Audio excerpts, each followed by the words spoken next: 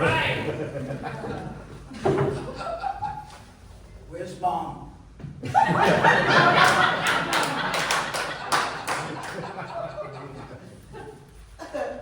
Where she always is.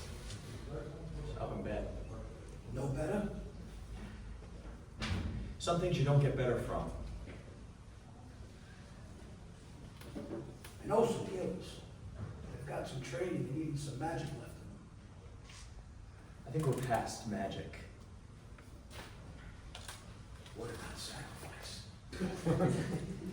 I think I've given all I've got. Don't you?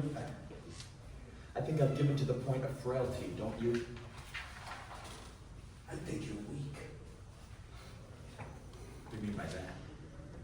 Nothing. Forget about it. If I'm weak, it's because I've spent my life giving everything I have, everything I am, away. Giving it freely and keeping nothing for myself.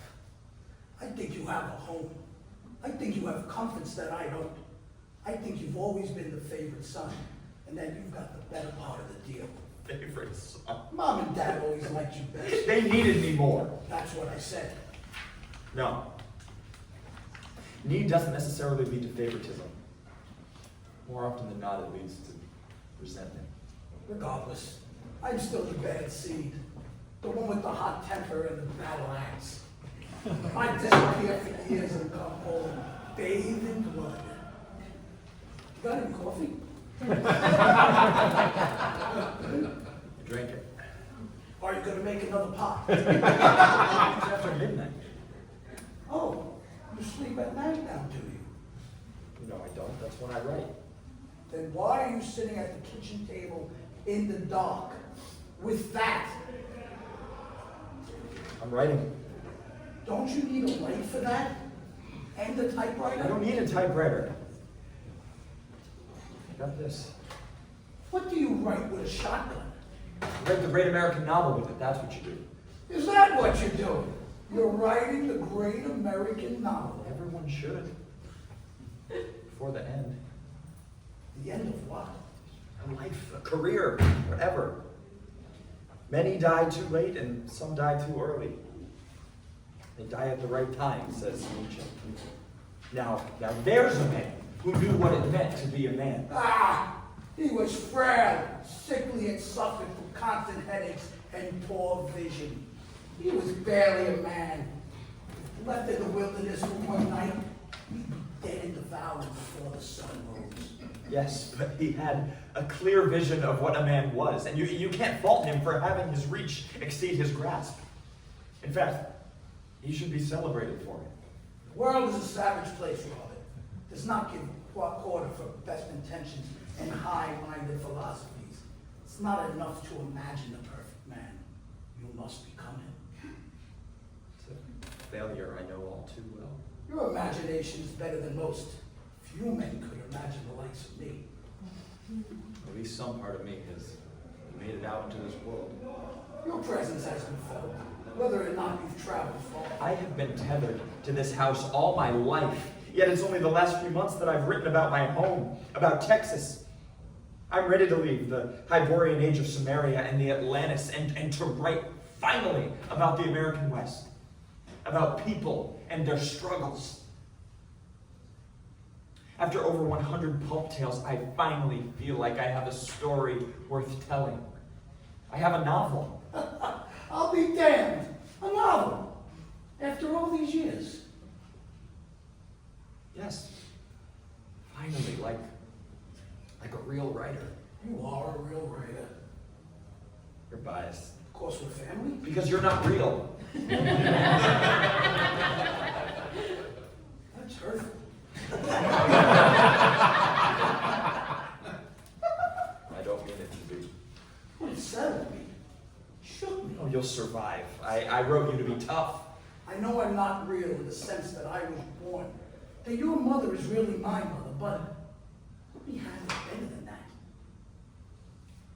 Is it? I'm better than a brother to you. I am you. In a certain sense. I don't see the resemblance. You wrote me into existence. You wrote me for a purpose. I wrote you so I could learn how to write, and I can write now. I'm writing a novel. What about me? What about you? Who will tell my story? Someone will pick up the character of Conan the Barbarian. Sword and sorcery will always sell. It's low literature, mostly for teenage boys, and especially dim-witted men. What do you mean, pick up the character? You know, there's a saying among writers that genre fiction is like a big pot of a bubbling stew. Everyone puts a little bit in, and everyone takes a little bit out. I am not stew in some communal cauldron hanging over a fire to be ladled out into the bowls of lesser men. They're not lesser men. Lovecraft has expressed interest, as has Sax Rohmer. Bah! Sickly, frail men. Men at old and New England. Men who are born on deathbeds.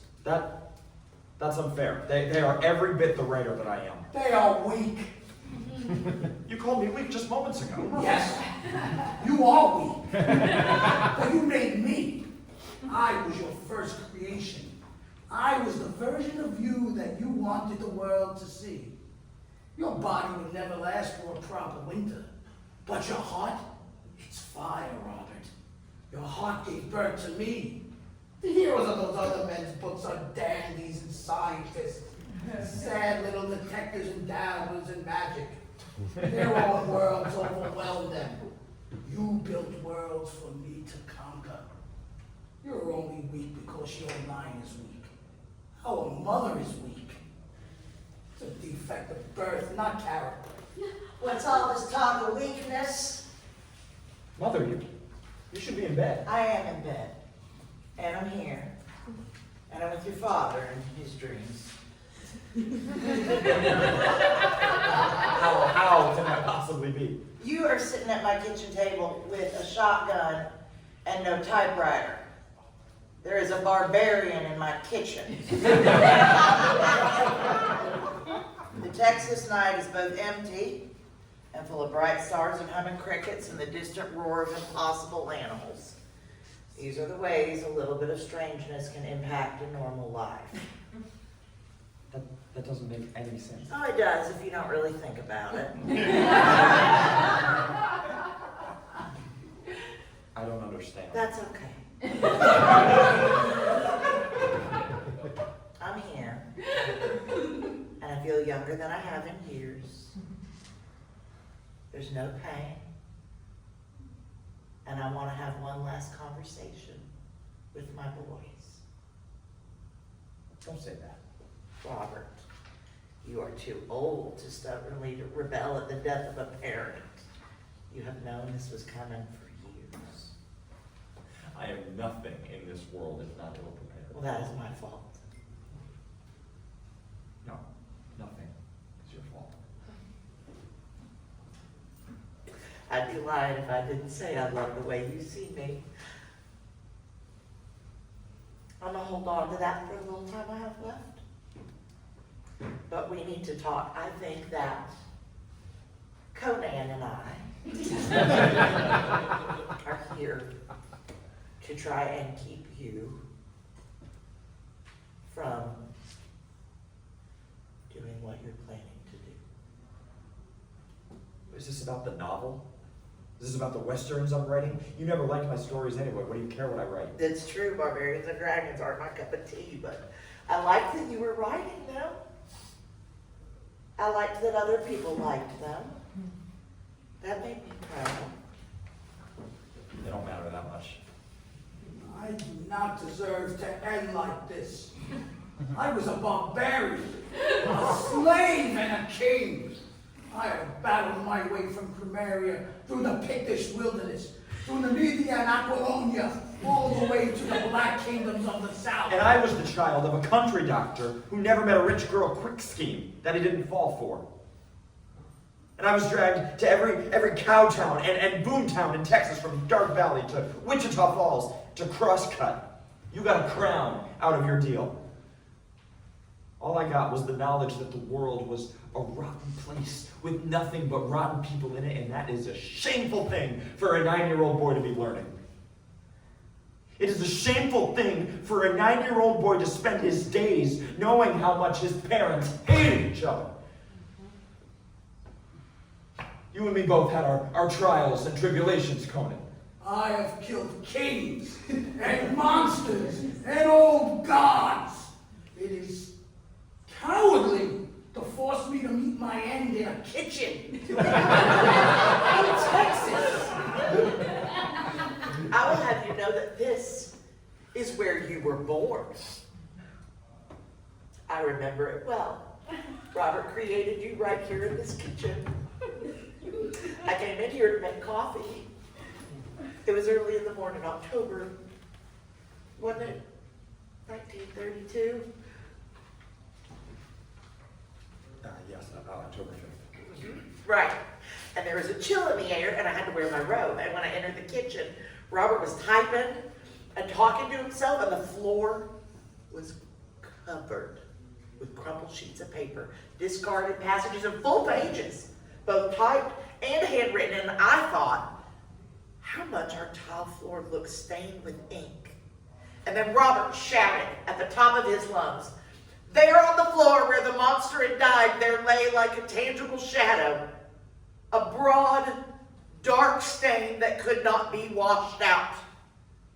The thing had left its outline clearly etched in its blood, and that outline was of no being of a sane or normal world.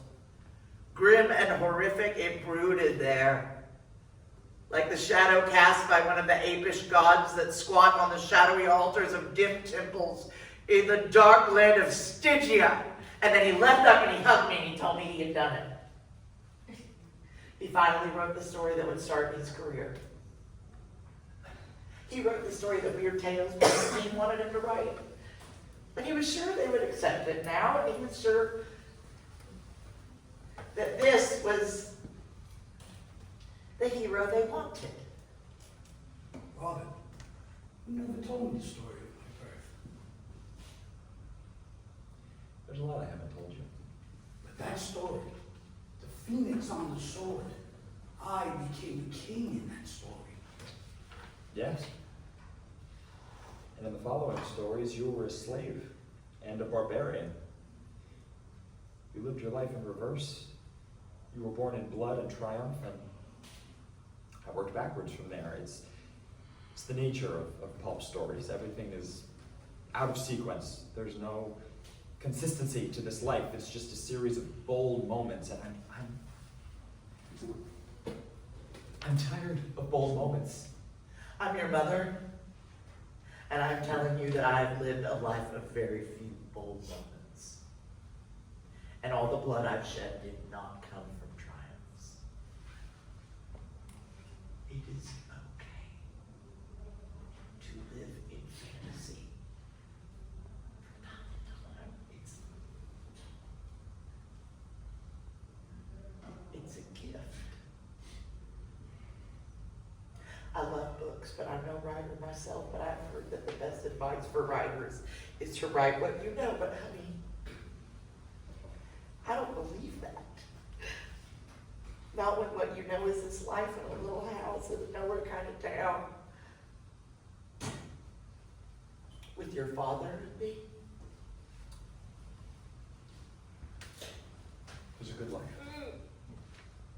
Not good enough for what you got planned.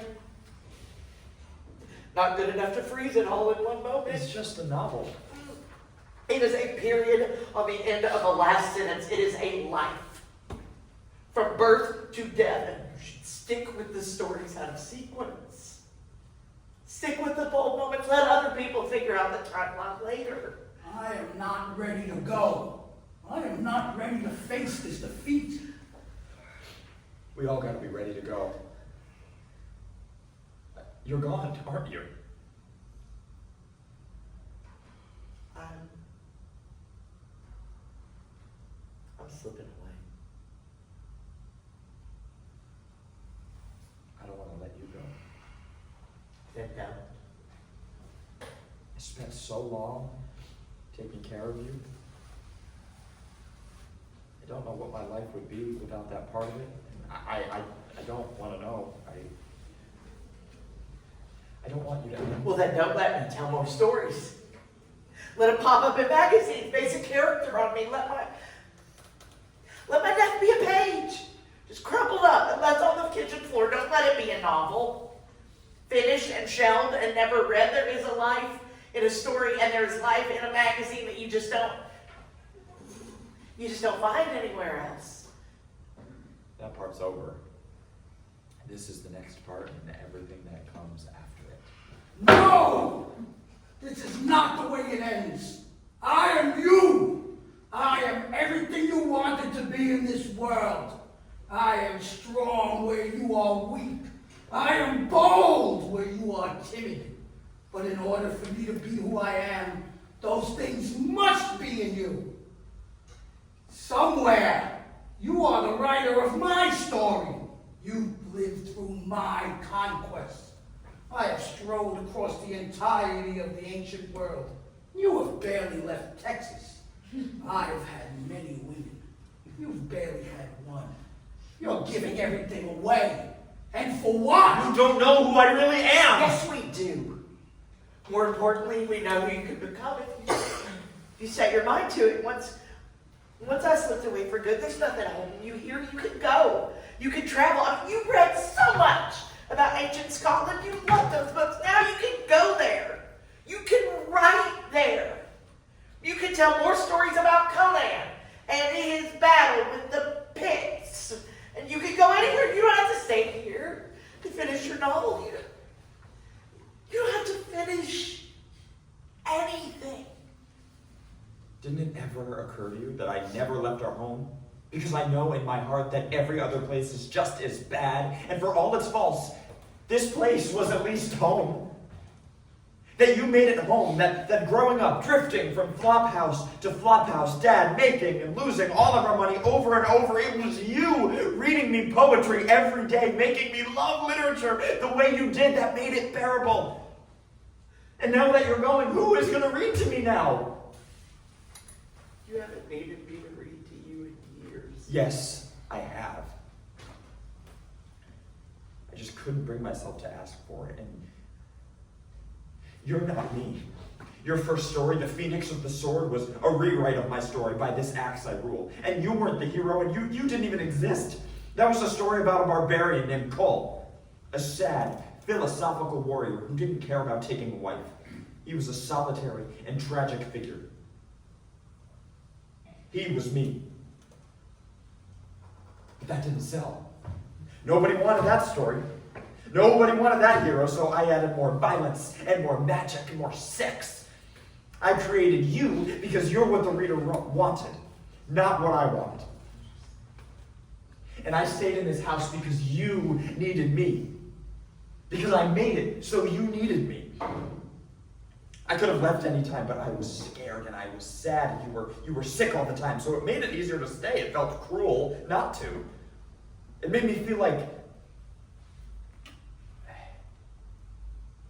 a hero to stay. So I hid away from the world and I wrote fantasies. And now you're nearly dead. And it's time to write my novel. There's nothing keeping me here. There's nothing keeping me tied to the same old stories. There's just me and the night and my typewriter. Robert, where is your typewriter? I don't need it. I have this. You can't write with that.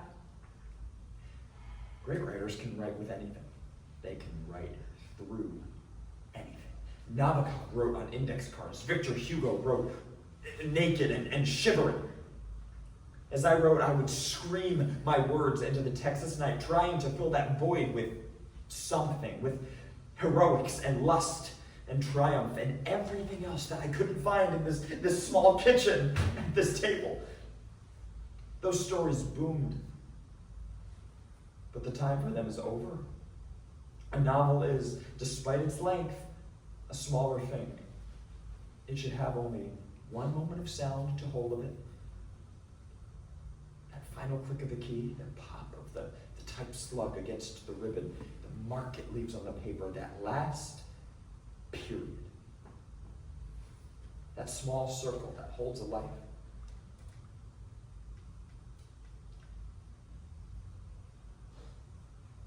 I'm outside and sit in my car for a while. I'm gonna go look at the night sky and think about this novel. It's got a great ending. Well, maybe not a great one, but certainly an inevitable one.